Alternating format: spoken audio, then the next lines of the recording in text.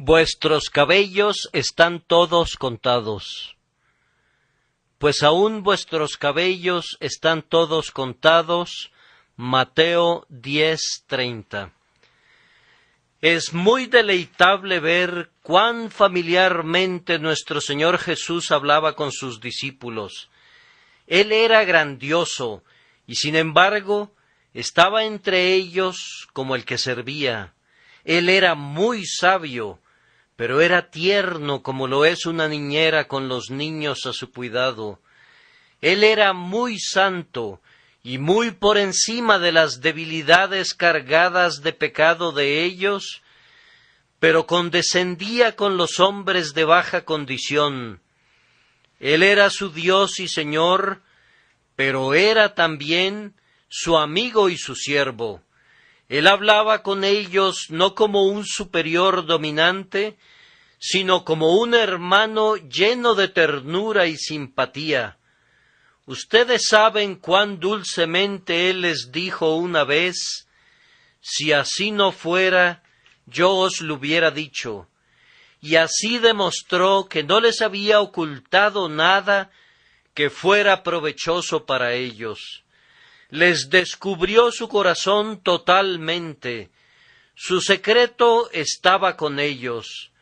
Los amó con sumo amor y encauzó el río pleno de su vida para que fluyera en provecho de ellos. Ahora, en este capítulo, si lo leyeran en casa, verán cuán sabiamente el Señor Jesús trata con sus temores. Él se preocupa para que ellos no tengan temor. Está ansioso para que ellos no estén ansiosos. Así que habla con ellos como un amigo muy tierno hablaría a una persona muy nerviosa, algún hermano o hermana de mente débil, y habla de tal manera que si ellos no hubiesen sido consolados, querría decir con certeza que de manera voluntaria rechazaban el consuelo. Él les dice: y no temáis a los que matan el cuerpo, mas el alma no pueden matar. Temed más bien a aquel que puede destruir el alma y el cuerpo en el infierno. ¿No se venden 2 pajarillos por 1 cuarto? Con todo, ni uno de ellos cae a tierra sin vuestro Padre, pues aún vuestros cabellos están todos contados. Así que no temáis, más valéis vosotros que muchos pajarillos. Hermanos, admiren la ternura de nuestro Señor Jesús e imítenla. Tratemos de ser igualmente amables con nuestros hermanos en Cristo. Nunca tratemos de presumir, ni de darnos importancia, ni de ostentar la fuerza de nuestra fe, pues eso agraviará a los tiernos pequeñitos y los reducirá al autovituperio. Consideremos su debilidad y la ayuda que podamos brindarles, su aflicción y el consuelo que podamos proporcionarles. Jesús mismo fue un consolador, pues de lo contrario no hubiera podido hablar de otro consolador, y así seamos consoladores en nuestra medida, siguiendo sus pasos. Esto me recuerda también que debo mencionar cuán sencillas eran las conversaciones del Salvador con sus discípulos, consecuentes con este deseo de confortar sus corazones. He pensado a menudo que él hablaba justo de la manera en que cualquiera de nosotros habla a nuestros hijos cuando deseamos alentarlos. No hay nada relativo al lenguaje del Salvador que te lleve a decir: ¡qué grandioso discurso! ¡Cuán buen orador es! ¡Qué bien habla! Si alguien te hace decir eso de él, puedes sospechar que anda un poco perdido. Esa persona está olvidando el verdadero objeto de una mente amorosa y está buscando ser un conferencista, y quiere impresionar a la gente con la idea que está diciendo algo verdaderamente maravilloso y que lo está diciendo de manera grandilocuente. El Salvador ignoraba toda idea de usar una expresión maravillosa cuando trataba de expresar el significado de la manera más sencilla posible. Él buscaba el camino más corto para alcanzar los corazones de quienes lo escuchaban, y no le importaba para nada si las flores crecían a la orilla del camino o no. Por esta razón no hay elocuencia como la elocuencia de Jesús. Hay un estilo de majestuosa sencillez en él que es totalmente propia, y en esto radica su sublimidad inigualable. De vez en cuando reviso citas de libros y veo que los nombres de los autores están colocados al pie de las referencias, pero cada vez que observo que el nombre de Cristo es colocado debajo de una cita, lo considero como algo superfluo que debería eliminarse, pues nunca hay el temor de confundir el lenguaje del Hijo de Dios con el de cualquiera de los hijos de los hombres. Él tiene su propio estilo. Esto, sin embargo, es incidental al propósito que se tiene, pues él no estudia el estilo de la retórica en ningún grado, sino simplemente tiene por objetivo transmitir su pensamiento. Por eso él habla con palabras muy sencillas, tales como las de nuestro texto, pues aún vuestros cabellos están todos contados. Los hombres que son grandes y estudiosos no hablarían acerca de los cabellos de tu cabeza. Todo su discurso es acerca de las nebulosas y de las estrellas, las eras geológicas y los fósiles, la evolución y la solidaridad de la raza, y no sé qué otras cosas más. Ellos no se inclinarían ante las cosas comunes. Ellos deben decir algo grandioso, sublime, deslumbrante, brillante, lleno de fuegos artificiales.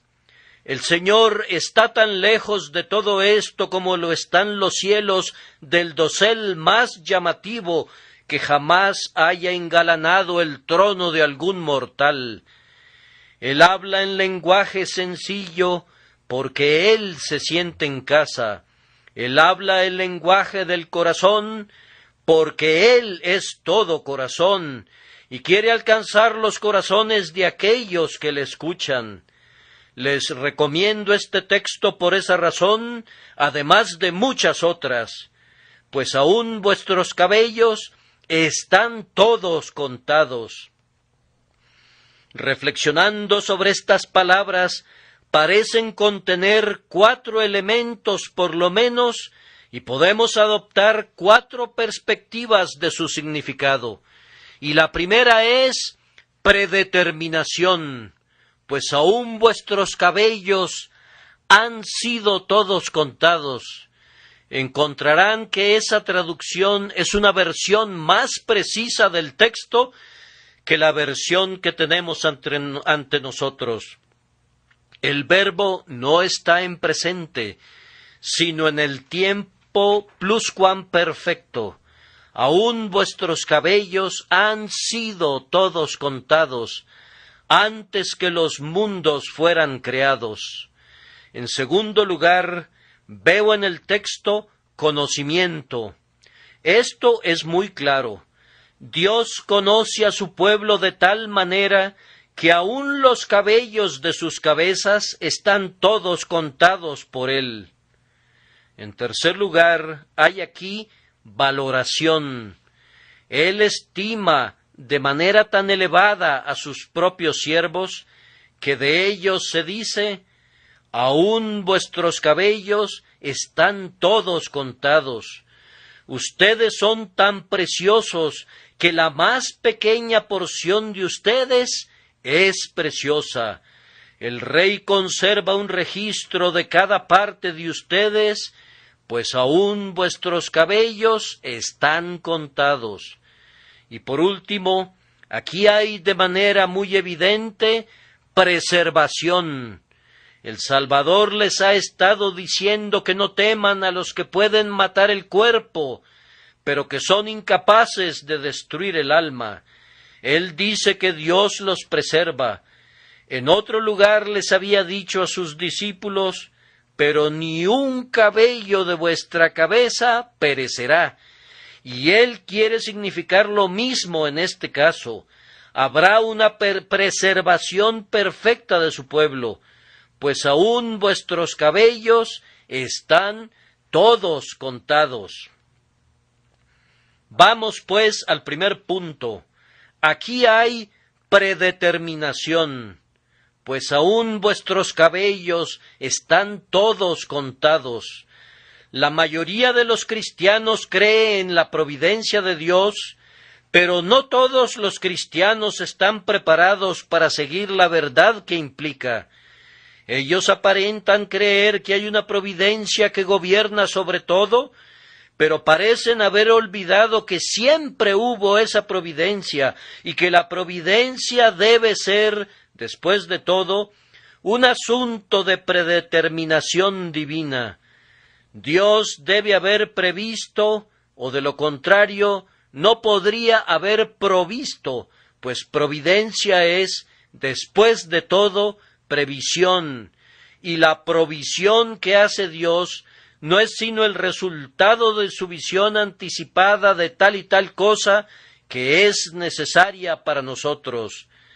Ver anticipadamente debe pertenecer esencialmente a cualquier providencia verdadera y real. ¿Cuán lejos llega la visión anticipada de Dios? Nosotros creemos que se extiende al hombre entero y a todo lo relacionado a él.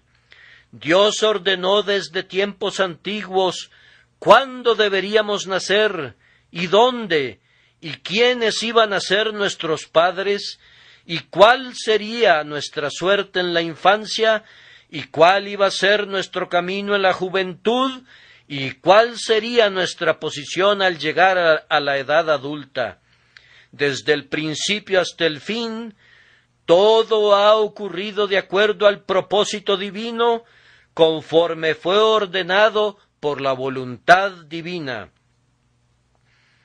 No solamente el hombre, sino todo lo concerniente al hombre es predeterminado por el Señor, pues aún vuestros cabellos, es decir, todo lo que tenga que ver contigo, que entre en cualquier tipo de contacto contigo y que sea en algún sentido parte y porción de ti, está bajo la previsión divina y la predestinación.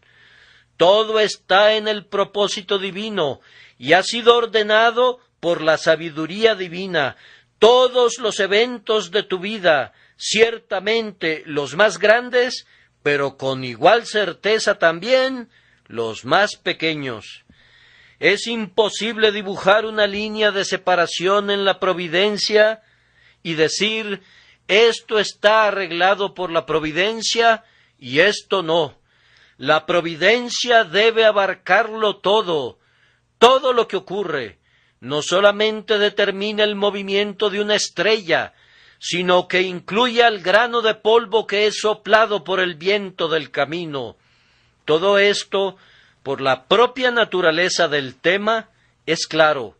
La providencia de Dios no sabe de cosas que sean tan pequeñas como para estar más allá de su conocimiento, ni de cosas que sean tan grandes como para estar más allá de su control. Nada es demasiado pequeño o demasiado grande para que Dios lo gobierne y lo domine. Todo lo que un hombre experimenta es también ordenado desde el cielo. Si los cabellos de tu cabeza se tornan blancos en una sola noche de aflicción, es porque ha habido un permiso divino. Si conservas la vida hasta que cada cabello constituya una parte de la corona de gloria de tu ancianidad, no llegarás a ser más viejo de lo que Dios quiera. No morirás antes de que te corresponda, ni vivirás más allá del límite establecido. Yo digo que todo lo que te concierne, de principio a fin, todo lo que sea de ti y en ti y alrededor de ti, todo viene y permanece y termina conforme le plazca a tu amigo celestial. Pues aún vuestros cabellos están todos contados. Y yo quiero llamar tu atención a esta pregunta. ¿Cuál es la fuente de esta numeración? No quiere decir que todos estén contados por algún ángel registrador a quien se le ha asignado la tarea de contar. Eso podría ser, pero no es eso lo que debemos considerar hoy. Quien lleva la cuenta es vuestro Padre que está en el cielo. Las ordenanzas que gobiernan la vida de ustedes están en su mano. A él pertenecen los temas de la muerte, y esto la convierte en un hecho feliz. El destino es duro y cruel, pero la predestinación es paternal y sabia y amable. Las ruedas de la providencia siempre son altas y terribles, pero están llenas de ojos, y esos ojos ven con una clara visión de sabiduría y justicia y amor, y miran al bien de aquellos que aman a Dios y que son los llamados de acuerdo a su propósito. Es cierto que es terrible pensar que las cosas son fijadas por un plan eterno, pero el terror desaparece cuando sentimos que somos hijos de este Padre grandioso y que Él no quiere nada sino aquello que al fin va a lograr nuestra conformidad a la imagen de su Hijo y mostrar la gloria de su propia justicia y gracia y verdad. Querido amigo, tal vez tú estés ciego, pero sentirás un dulce contento en la oscuridad cuando puedas decir: esta ceguera fue determinada por mi amante Padre tierno. Yo sé que fue así, puesto que aún los cabellos de mi cabeza están todos contados. O puede ser que desde tu niñez hayas estado sometido a otra enfermedad física que te ha costado mucho dolor y grandes limitaciones, y aún ahora amenaza con llevarte súbitamente a la tumba. Si esta cruz hubiera sido puesta sobre ti por un enemigo, te habrías quejado, pero ha sido ordenada para ti por aquel que no puede ser injusto ni cruel. Por tanto, debes decir: Jehová es, haga lo que bien le pareciere. Se nos ha enseñado que oremos: hágase tu voluntad. ¿Acaso vamos a contradecir nuestras propias oraciones dando coces contra esa voluntad? Job glorificó a Dios y sin embargo no dijo sino lo que tenía que decir cuando afirmó: Jehová dio y Jehová quitó, sea el nombre de Jehová bendito. Siempre he admirado a Job porque atribuyó todas sus aflicciones al Señor, aunque aparentemente fueron los sabeos los que tomaron los bueyes y las asnas. Fueron los caldeos los que se llevaron sus camellos. Fue un gran viento que vino del lado del desierto, levantado por el diablo, el que arrebató a sus hijos. A Job no le importan tanto los sabeos, ni los caldeos, ni los demonios como para mencionarlos, pero él clama, mirando a la primera causa de todos los eventos: Jehová dio y Jehová quitó, sea el nombre de Jehová bendito. Cuando podemos alcanzar el fondo de las cosas visibles y ver no simplemente los títeres, sino también los hilos que los mueven, entonces nos acercamos a la sabiduría. Los seres malvados actúan de acuerdo a su propio libre albedrío, y por lo tanto, todo el mal moral de sus acciones descansa plenamente y únicamente en ellos mismos. Pero el Dios grandioso, totalmente limpio de toda complicidad con el pecado humano, ejecuta misteriosamente sus propios propósitos, que siempre son buenos y justos. Él es quien del mal, real o supuesto, produce todavía bien y mayor bien en progresión infinita. Yo digo que cuando llegamos a esta primera fuerza y fuente real de poder, entonces llegamos a donde aprendemos sabiduría y recibimos ayuda en las luchas de la vida. Cuando vemos que todas las cosas son arregladas por aquel que ordenó todas las cosas de conformidad al consejo de su propia voluntad, entonces inclinamos nuestras cabezas y adoramos. El resultado práctico de todo esto para el cristiano debe ser simplemente este: si esto es así, que todas las cosas en mi vida son ordenadas por Dios, inclusive los cabellos de mi cabeza, entonces debo aprender sumisión. Voy a inclinarme ante la voluntad suprema que debe cumplirse siempre.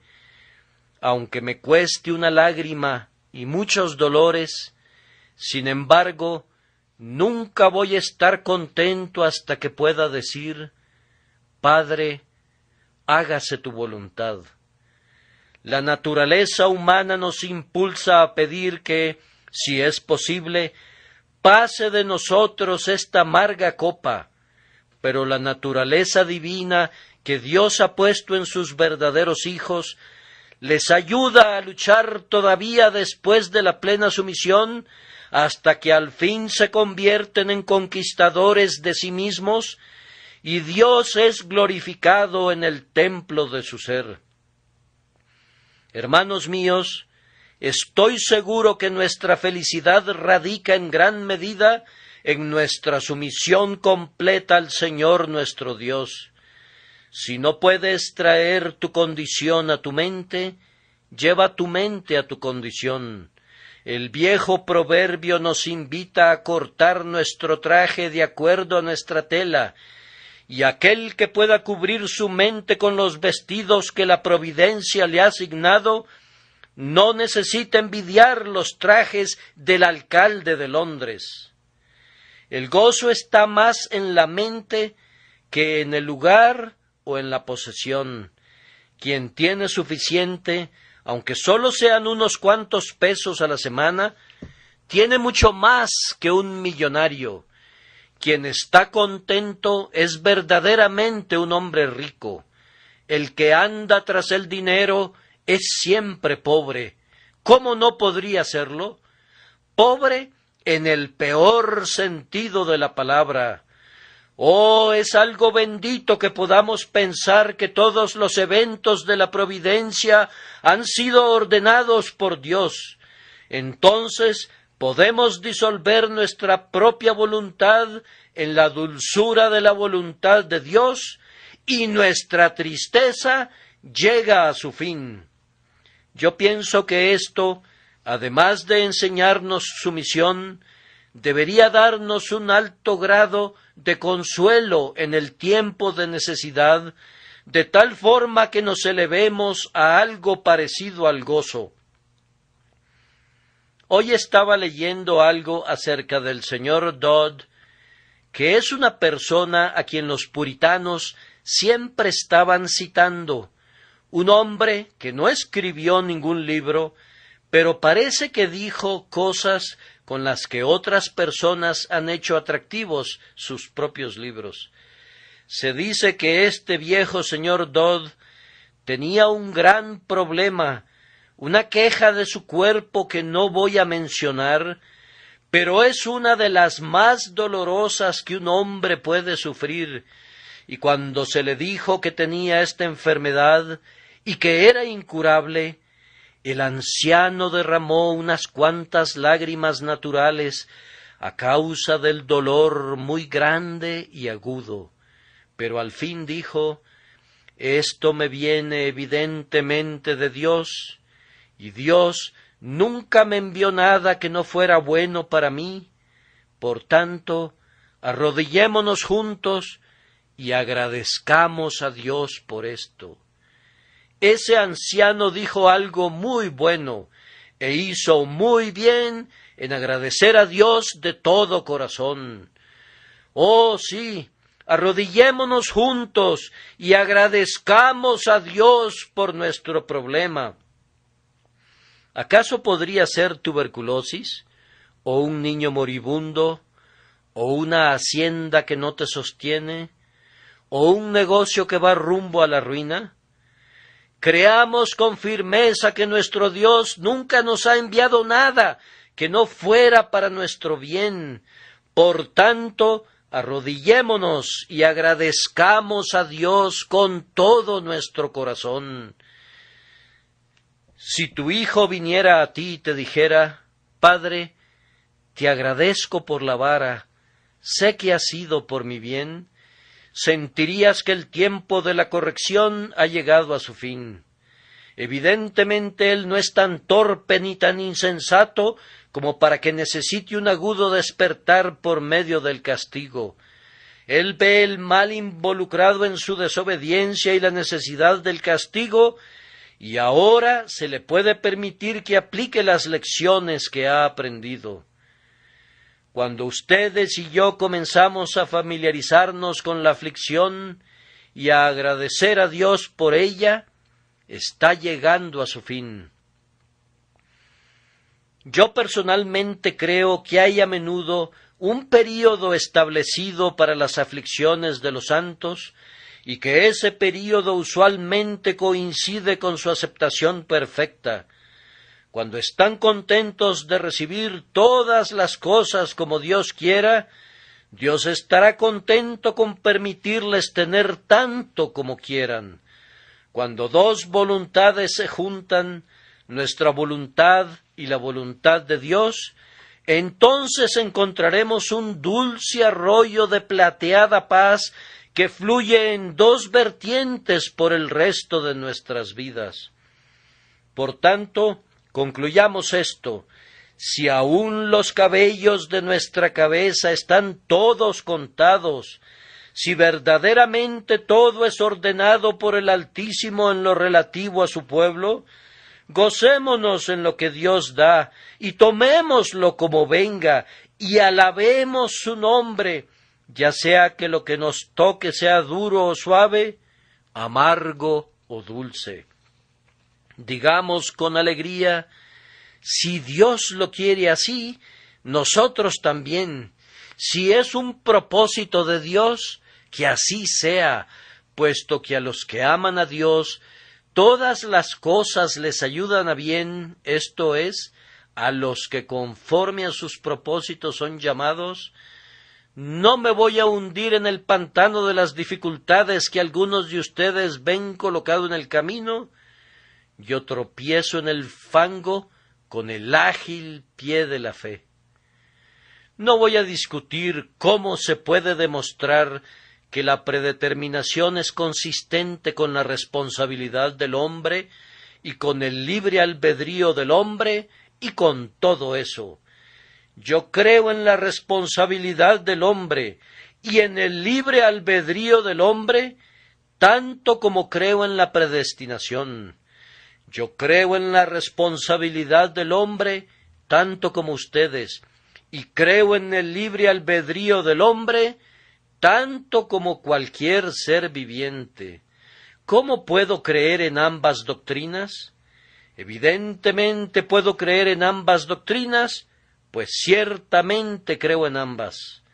He aprendido esto, que el hombre cuyo credo es consistente en la opinión de otros, usualmente tiene un credo señalado por la pobreza y la insuficiencia, y la mayor parte de ese credo es más bien teoría que revelación. Cuando llegas a encuadrar tu teología en un sistema, existe el peligro que actúes como un constructor que coloca entre las grandes piedras mezcla hecha por él mismo. Yo me contento con apilar las piedras no labradas y no les pongo ningún cemento propio. No le voy a dar forma a la verdad, y mucho menos le voy a agregar algo, porque si alzares herramienta sobre él, lo profanarás. Quien acepta la verdad tal como la encuentra en el libro inspirado, tiene suficiente material, y todo ese material es sano. Yo creo que todas las contradicciones de la Escritura son solamente aparentes. No puedo esperar entender los misterios de Dios, ni tampoco deseo hacerlo. Si yo entendiera a Dios, no podría ser al verdadero Dios. Una doctrina que yo no pueda entender es una verdad que está destinada a agarrarme a mí. Cuando yo no puedo ascender, me arrodillo. Allí donde no puedo construir un observatorio, coloco un altar. Una gran piedra que yo no pueda levantar me sirve como un pilar sobre el cual derramo el aceite de gratitud y adoro al Señor mi Dios. Cuán ocioso es soñar que nuestro entendimiento corre en paralelo con el entendimiento del Dios infinito. Su conocimiento es demasiado maravilloso para nosotros. Es tan elevado que no podemos alcanzarlo. ¿Han escuchado alguna vez la historia del muchacho curioso a quien se le había prohibido entrar al estudio de su padre? Intentó abrir la puerta, pero estaba cerrada con llave. Cualquier forma apropiada y segura de entrar estaba descartada, pero él no podía estar contento hasta no haber satisfecho su curiosidad, y por lo tanto se subió por la ventana. Para horror de su padre, allá arriba en el segundo piso estaba su hijito, mirándolo desde arriba y gritándole con orgullo infantil: «¡Papá, puedo verte!». ¡Qué posición tan peligrosa para el niño! Debe ser rescatado y se le debe enseñar que no debe subirse allí de nuevo. ¿Imitaremos la insensatez de este niño? Hermanos míos, yo no lo intentaría. No quiero poner en peligro mi alma, ni tampoco mis poderes de razonar, esforzándome por entender lo que no se puede conocer. Siendo un pobre hijo como soy, prefiero amar a Dios y asombrarme de Él, en vez de mirarlo con percepciones frías e intelectuales, soñando que lo conozco plenamente. Yo le pido a Dios crecer en el conocimiento de aquello que el Señor ha revelado, y oro para pedir gracia para limitar mi curiosidad a los límites de su revelación. Ciertamente están sumamente lejos aún de las investigaciones más ambiciosas. En cuanto a la dificultad frente a nosotros, yo no la entiendo. ¿Y de qué me serviría si la entendiera? Yo sé que cualquier cosa que haga un hombre que está mal, la hace de conformidad a su libre albedrío. Y yo creo que todo el pecado del mundo es causado por la elección voluntaria y censurable del transgresor. Pero yo sé que hay una comprensión de la previsión y de la predestinación tan amplia que todo está de acuerdo con la presciencia y la predestinación. Que nuestro cabello crezca como quiera, o arranquémonos los cabellos como nos plazca, que nada interfiera con nuestra absoluta libertad en el asunto, y sin embargo, los cabellos de nuestra cabeza están todos contados. Suficiente en cuanto a la presciencia. Ahora, en segundo lugar, tenemos el conocimiento, el íntimo conocimiento que Dios tiene de su pueblo, pues aún vuestros cabellos están todos contados. Observen qué conocimiento tan pleno tiene Dios de cada uno de sus hijos. Si no hubiera nadie más en el mundo excepto tú, y Dios no tuviera nada más que hacer que pensar en ti, y no hubieran otros objetos para su atención más allá de ti, y su mente eterna no tuviera ningún tema que considerar, sino únicamente tú, el Señor entonces no sabría más acerca de ti de lo que sabe ahora. La omnisciencia de Dios está concentrada sobre cada ser, y sin embargo no está dividida por la multiplicidad de sus objetos. No se encuentra menos concentrada en un objeto en razón que hay muchos objetos. ¿Cuánto debería asombrarnos que el Señor nos conozca en este momento tan íntimamente como para tener contados cada uno de los cabellos de nuestra cabeza?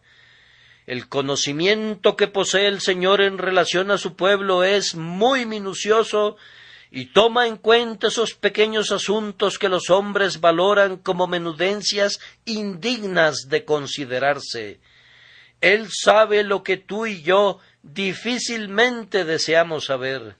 Él sabe aquello que nosotros desconocemos y que no nos quita el sueño, pues aún vuestros cabellos están todos contados.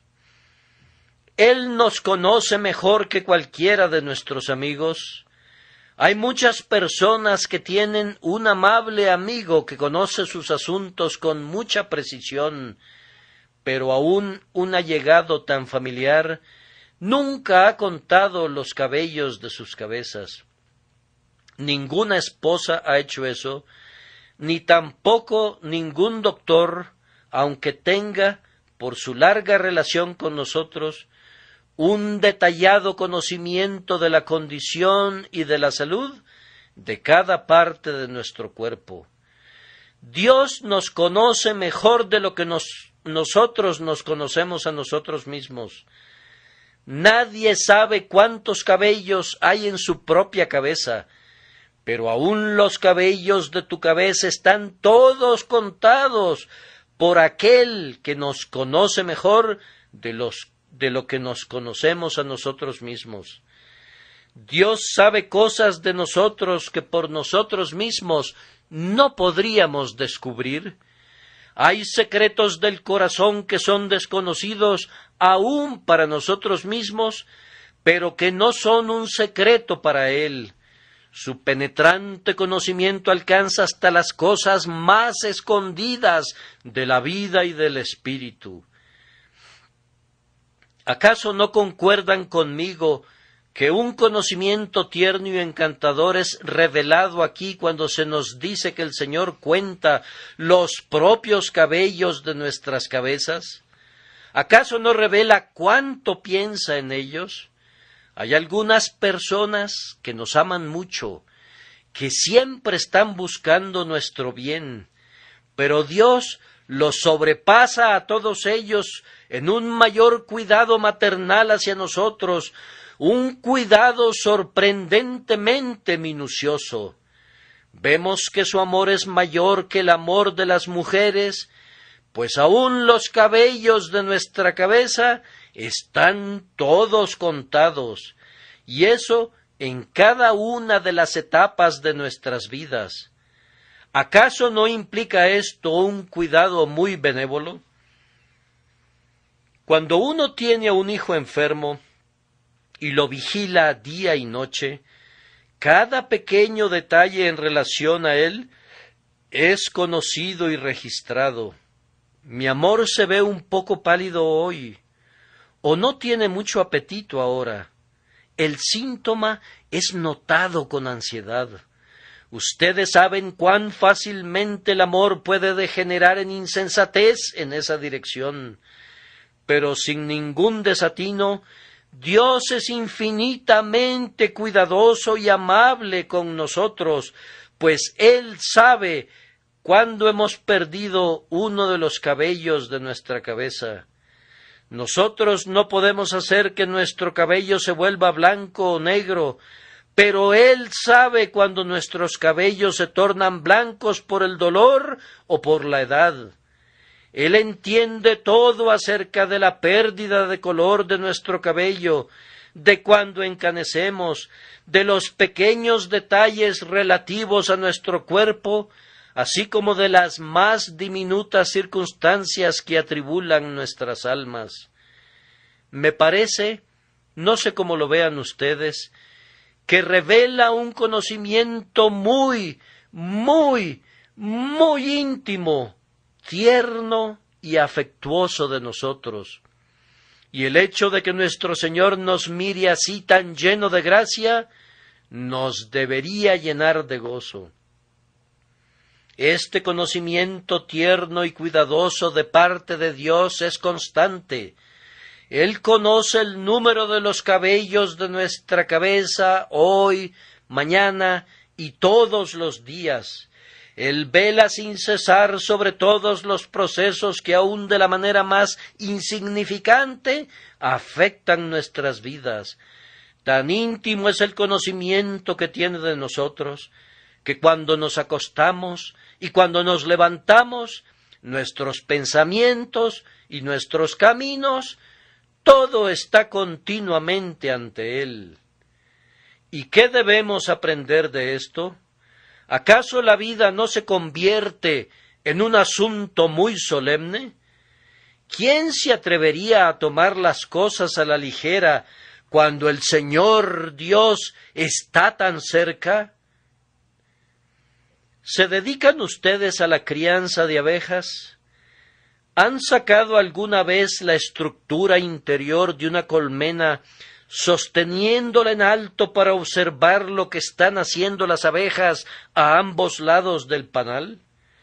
¿O han contemplado a las abejas a través de una de esas interesantes capuchas que tienen un visor que permite que toda la actividad pueda ser visible? Las abejas escasamente se dan cuenta que las estás observando. Ciertamente a ellas no les importa que las miren, pues son tan laboriosas que ya no podrían hacer nada más, aunque tuvieran puestos sobre ellas todos los ojos del universo. ¿Qué clase de personas deberíamos ser, sabiendo que Dios nos está observando y registrando cada movimiento de nuestro ser? ¿Qué cuidado deberíamos tener en cuanto a nuestro sentimiento, nuestro pensamiento, nuestra determinación, nuestros deseos, nuestras acciones y nuestras conversaciones, cuando Dios lo sabe todo minuciosamente, aun el número de los cabellos de nuestra cabeza? ¡Qué perfecta consagración deberíamos mantener! Si Dios me valora tanto a mí, si me conoce de esa manera que aún cuenta los cabellos de mi cabeza, ¿no debería yo entregar todo mi ser a Dios, aún hasta el más mínimo detalle? ¿Acaso no debería darle no solamente mi cabeza, sino mi cabello, como lo hizo aquella mujer penitente, quien soltó sus trenzas para poder hacer una toalla con ellas, y así secar esos pies que había lavado con sus lágrimas? ¿No deberíamos consagrar a Dios las cosas más pequeñas, así como las más grandes también? No está escrito, si pues coméis o bebéis o hacéis otra cosa, hacedlo todo para la gloria de Dios, y que no sois vuestros, porque habéis sido comprados por precio. Y cuando se hizo el inventario, el Señor no dejó fuera del catálogo ni un solo cabello de tu cabeza. Ciertamente, Él no les ha dejado el cabello a ninguno de ustedes, mujeres cristianas, para que ustedes se gocen en su vanidad y orgullo. Cada una de sus trenzas es del Señor. Él no les deja a ustedes, hombres, nada de su talento, nada de su mente, de su cuerpo. Todo su ser es completamente de Él, y Él lo tiene muy en cuenta, y espera que ustedes lo incluyan en su consagración práctica. Él observa lo que ustedes hacen con las cosas pequeñas. Él nota inclusive esos pequeños asuntos que parecen indignos de consideración para estar bajo alguna regla. Estamos bajo la ley de Cristo y esa ley cubre al hombre completo. ¿Acaso nuestra fe en este conocimiento que el Señor tiene de nosotros no debería ayudarnos en la oración? ¿Acaso algunos hermanos no oran como si estuvieran informando al Señor acerca de sí mismos? Creo que he escuchado algunos comentarios en ciertas oraciones que parecerían implicar que Dios desconocía el catecismo menor. Algunos amigos han ido tan lejos como explicar las doctrinas de la gracia, como si el Señor no estuviera al tanto de ellas. He escuchado que otros oran como si Él no conociera la experiencia de los cristianos, como si hubieran tenido que explicarle a Él algunas de sus dudas y temores. Cuando oramos, no necesitamos explicar nada, pues el Señor sabe todo acerca de nosotros, incluyendo los cabellos de nuestra cabeza. Queridos amigos, nosotros no tenemos ninguna necesidad de explicar nuestras dificultades y perplejidades a nuestro Dios. Vuestro Padre Celestial sabe que este sea el consuelo de ustedes. Él sabe qué cosas necesitamos antes de que se las pidamos. Esta es una gran ayuda en la oración. Puede acortarse en gran manera la oración si van a Dios con la expresión de lo que desean y argumentan su promesa y someten su espíritu a su discreción divina. Al acortar la longitud de la oración, en esa medida se fortalece. No necesitan sentir temor como si Dios no supiera, sino que deben ir dulcemente hacia Él, que sabe todo acerca de ustedes y que no actuará sobre la información incompleta de ustedes, sino sobre su propio conocimiento cierto. Esta persuasión nos ayudará a sentir que el Señor nos liberará de todas las dificultades, pues Él conoce el camino de salida de cada laberinto. Él percibe la respuesta para cada enigma. Si Él cuenta todos los cabellos de tu cabeza, puedes tener la certeza de que Él tiene una gran discreción para cosas mayores, y es un piloto incomparable a través de las olas, y de las rocas, y de las arenas movedizas, que suavemente te conducirá en el camino y te llevará al puerto deseado. Hay tanto consuelo en esta doctrina del conocimiento infinito de Dios, que yo quisiera que cada pobre pecador recordara que Dios lo sabe todo acerca de él, y por consiguiente que puede tratar con todos sus pecados y temores. Si quieren misericordia, vengan al Señor de inmediato.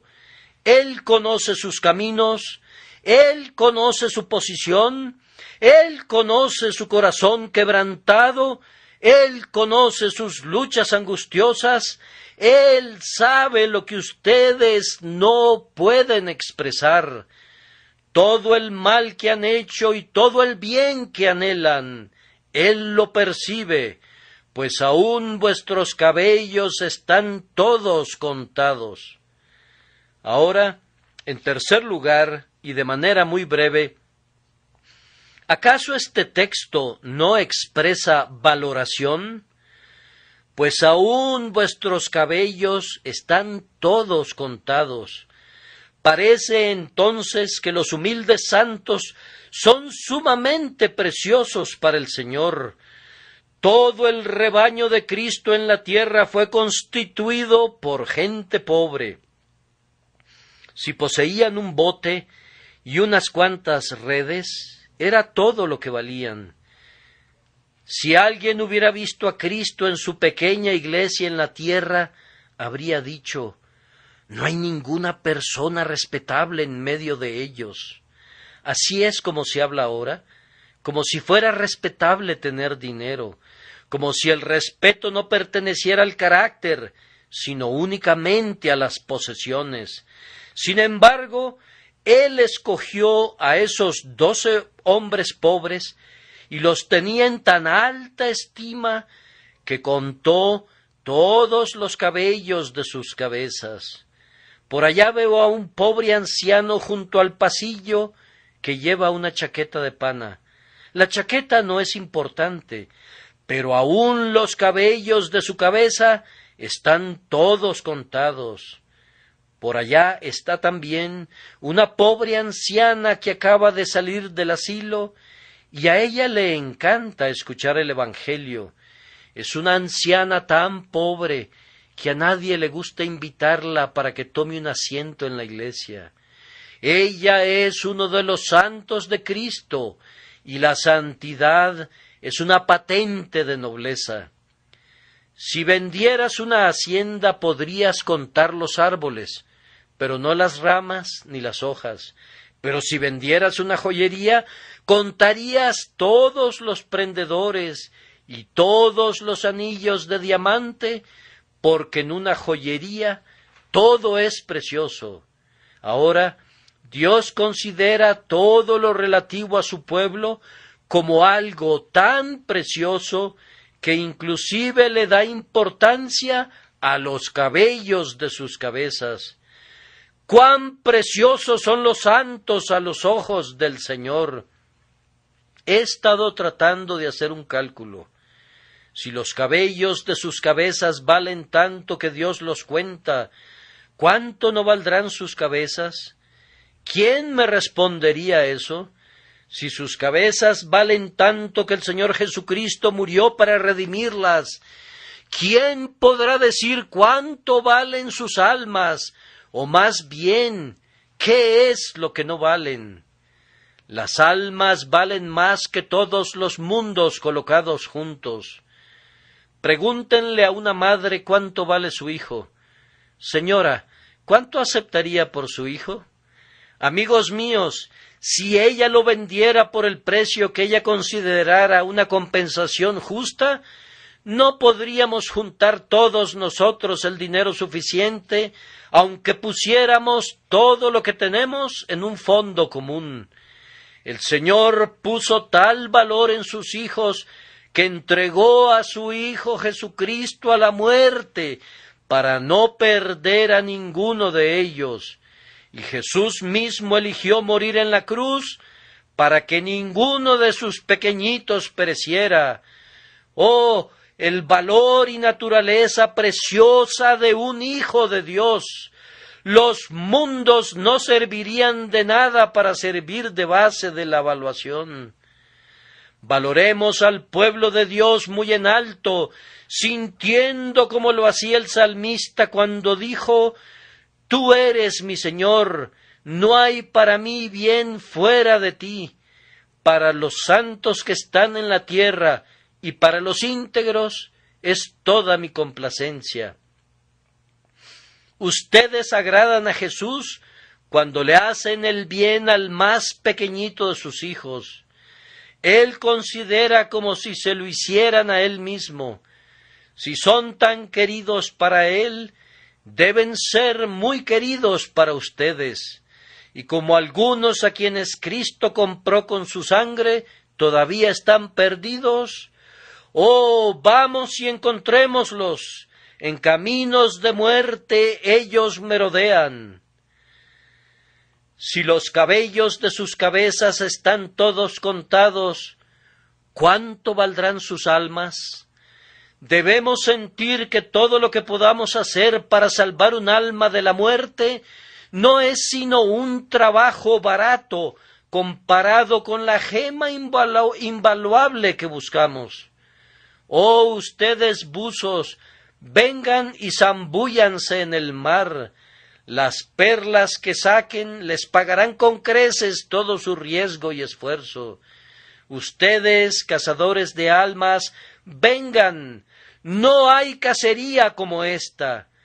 Cacen almas como los valerosos suizos cazaban antes venados en las montañas, y que ninguna dificultad los intimide, pues el que gana almas es sabio. No hay compra más provechosa que esta, aunque ustedes deban entregar sus vidas para traer a los hombres a Cristo. En cuanto valora Dios las almas de su pueblo. Finalmente, aquí hay preservación. Vean cuán cuidadosamente Dios preserva a su propio pueblo, pues comienza por contar los cabellos de sus cabezas. Yo digo, y me baso en la Escritura para apoyar mi afirmación, que ningún miembro del pueblo de Dios sufrirá a la larga la más pequeña pérdida. Pero ni un cabello de vuestra cabeza perecerá, le dijo Cristo a su pueblo creyente. Si yo fuera a perder un cabello de mi cabeza, no me daría cuenta. ¿Alguno de ustedes sí se daría cuenta? Pero Dios sí sabría si sus siervos perdieran algún cabello de sus cabezas, y Él les promete una protección tan completa que ninguno de los cabellos de sus cabezas perecerá. Recuerden ese otro texto. Él guarda todos sus huesos, ni uno de ellos será quebrantado. Ahora, un cristiano puede fracturarse los huesos de su cuerpo, pero en un sentido real y espiritual, él está libre de ese peligro. Dios lo guardará. ¡Ay! Lo guardará por toda la eternidad. No quedará ni una pezuña, le dijo Moisés a Faraón, y ni un solo hueso, ni un fragmento de un hueso de los rescatados será cedido al dominio de la muerte y de la tumba. Cuando suene la trompeta, toda la humanidad redimida despertará a la vida. Cuando Pedro salió de la prisión, el ángel lo tocó y sus cadenas se rompieron, y él salió de la prisión, pero no la abandonó hasta no ponerse sus sandalias. Ni siquiera dejó algún par de zapatos para Herodes o sus carceleros. Lo mismo sucederá con los hijos de Dios al final. De lechos de polvo y arcilla silenciosa, cuando suene la trompeta del ángel, se levantarán y no dejarán atrás nada. No dejarán ninguna partícula esencial en la tumba. Resucitarán cuerpo, alma y espíritu completamente redimidos por el Señor. Pues aún vuestros cabellos están todos contados. Cristo conoce lo que ha comprado y lo tendrá. Él tendrá lo que ha comprado, inclusive hasta el último átomo. No entraremos a la vida cojos o mutilados o con un solo ojo.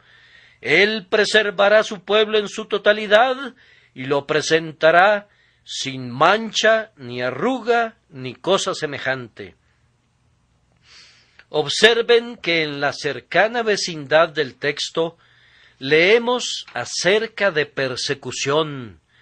Amados hermanos, si viniera persecución, no podría realmente hacerles daño. Los 3 jóvenes hebreos, cuando salieron del fuego, no estaban quemados ni chamuscados, ni siquiera sus sombreros, ni sus narices, ni sus cabellos olían a fuego. Cuando el pueblo de Dios sufre los fuegos de la persecución, no será perdedor. Ellos irán en medio del fuego sin sufrir ningún daño. Más aún, ganarán la palma y la corona de los mártires, que los harán gloriosos para siempre, a pesar de que mueran en las llamas. Por tanto, no le teman a nada. Nada les hará daño de ninguna manera. Al final, sus sufrimientos se convertirán en su enriquecimiento. Aunque ustedes no cuenten sus vidas como algo valioso, la sangre de ustedes será preciosa a su vista. Además de la persecución, ustedes pueden sufrir un accidente o una calamidad súbita. No tengan miedo nunca. Exhibir presencia de ánimo en un accidente representa la mitad de la batalla. Por tanto, el Hijo de Dios debe estar calmado y con autocontrol, pues aunque sufre en el cuerpo, su verdadero yo estará seguro. Ustedes serán colocados en peligros externos al igual que los demás, ya sea en tornados, o en naufragios, o sufriendo la peste del cólera, o en medio del fuego. Sin embargo, su verdadera vida está protegida de todo peligro por el pacto de gracia. Por lo tanto, descansa en el Señor, pues estarás seguro, aunque caigan a tu lado 1000 y 10.000 a tu diestra. Si pierdes, tu pérdida será transmutada en una ganancia real. La enfermedad, si llega la enfermedad, obrará tu salud. Los hijos de Dios han sido madurados a menudo por la enfermedad. Son semejantes al higo, que no se vuelve dulce mientras no se ha golpeado. Amós era recolector de higos silvestres y los golpeaba, y la aflicción es el Amós de Dios para volvernos dulces. La madurez viene mediante la aflicción. Ay, dices, he perdido a un querido amigo. Confía en Dios y por medio de la amistad divina, el vacío de tu corazón será llenado con creces. ¿Has perdido a un hijo? El Señor será mejor para ti que 10 hijos. Si tu padre y tu madre te son arrebatados, los encontrarás a ambos en Cristo y dejarás de ser huérfano. Esto dice la promesa: no quitará el bien a los que andan en integridad. No te desampararé ni te dejaré. Confía en el Señor en cualquier peligro. Confía en Él en medio de aguas profundas y también cuando estés en la costa. Cuando las olas estén agitadas, confía en tu Dios, así como también cuando el mar esté tranquilo como un espejo. Cuando el mar ruge y las montañas son sacudidas por las mareas altas, confía en Jehová sin la menor sombra de duda, pues aún vuestros cabellos están todos contados. ¿Por qué habías de temer? Tu barca lleva a Jesús con toda su vida. Si tú te ahogas, Él no puede nadar, Él se hunde o nada contigo, pues así ha dicho Él: porque yo vivo, vosotros también viviréis. Si tu Señor vive, tú debes vivir. Por tanto, consuélense unos a otros con estas palabras y vayan tranquilamente, pacientemente, alegremente, gozosamente por la vida bajo la preservación divina, pues aún vuestros cabellos están todos contados. En cuanto a ustedes que no están en Cristo, siento por ustedes un gran dolor, porque ustedes no pueden participar del gozo de esta preservación. En cuanto a los justos, las estrellas en su curso luchan por ellos, y las bestias del campo han hecho pacto con ellos. Pero en cuanto a ti, la tierra gime al cargar el peso de tal pecador, y los elementos están impacientes para vengar la queja del Dios del pacto, destruyéndote. Todas las cosas trabajan conjuntamente para traer sobre ti la justicia que tú mismo provocas. ¡Huye! ¡Huye! ¡Huye! No te queda sino un solo amigo. ¡Huye a él! Ese amigo, el amigo de los pecadores, te implora que vengas a él. Escúchalo cuando clama con los acentos más tiernos. Venid a mí, todos los que estáis trabajados y cargados, y yo os haré descansar. Ven a Jesús, ven de inmediato, por causa de su amor. Amén.